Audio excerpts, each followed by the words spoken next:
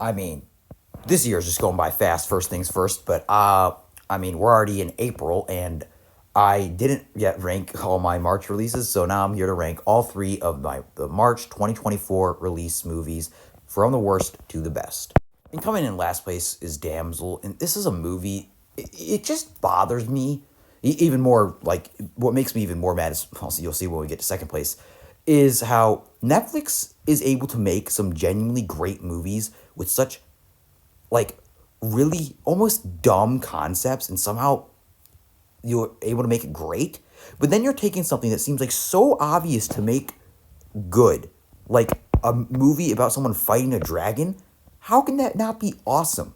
But somehow they take what is such a simplistic, like, albeit very simplistic movie, and just make it so boring.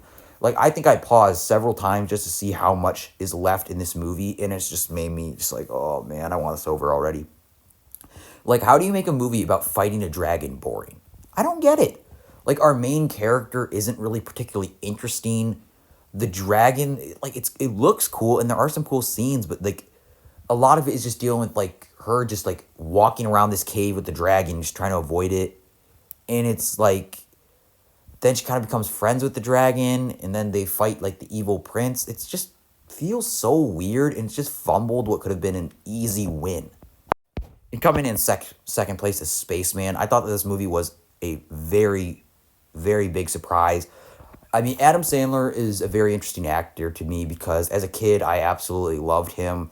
I watched all of his movies, even though, I mean, as a kid, it was just me like watching them on DVD. It was there a lot of his like it was a lot of his 90s and early 2000s movies, and I loved them. But I mean, in recent years, I mean, he's made some very bad movies, but I mean, he's been working with Netflix recently, and yeah, we'll get some pretty mediocre movies like Murder Mystery 2. But then I thought that this movie was a genuinely pretty solid movie, and I thought that it just did such a great job of making you feel lonely.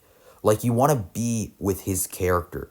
Like, and this particular character, it feels like kind of new grounds for Adam because this is a character that's very lonely.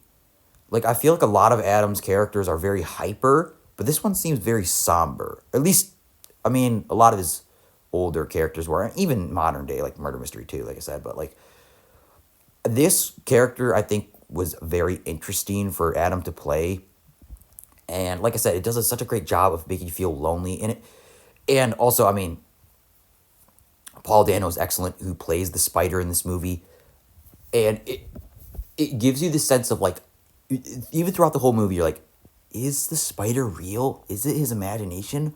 What's really going on? And it doesn't really explain it, kind of, which I liked, but kind of. I mean, I don't want to spoil it, but like, it gives you this sense of like horror because of this spider on this spaceship. It gives you the sense of loneliness. And I thought that Adam Sandler's, I mean, he was just genuinely very, very good in this movie. And I mean, I'm hope that we get more of these movies with Adam Sandler more than we get like another murder mystery movie. Because I like Adam Sandler. I want to see him do better. And this movie proved to me that he still can make great movies. And also, Carey Mulligan was also great in this movie. But this movie was a really big surprise for me. I thought it was great.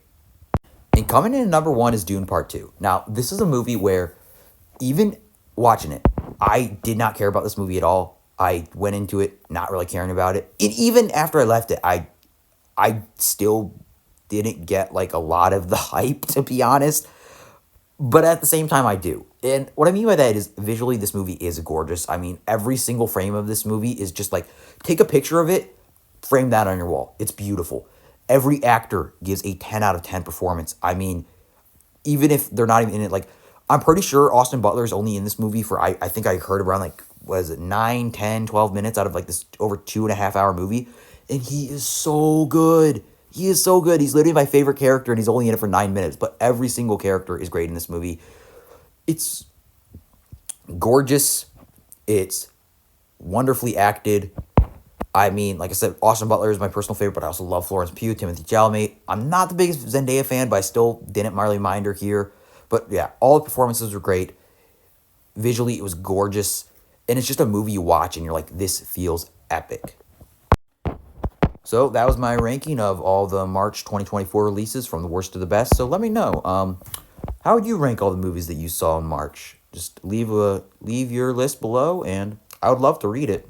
So yeah, leave a like if you enjoy my video, and subscribe for more rankings and reviews.